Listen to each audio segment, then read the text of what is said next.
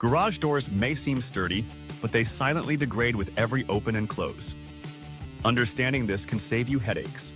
Key components like springs and cables quietly bear the weight of daily use. What happens when they wear out?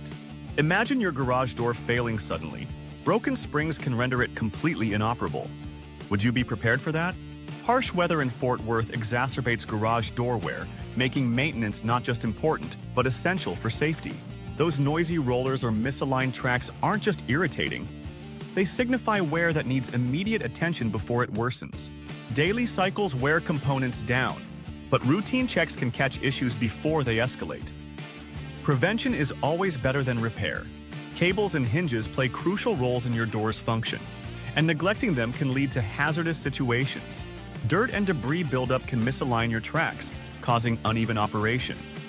Regular cleaning ensures a smooth glide every time. Signs of trouble include excessive noise and visible damage. It's crucial to act fast to avert complicated repairs later. Taking proactive steps to maintain your garage door extends its lifespan, protecting your home and keeping your family safe.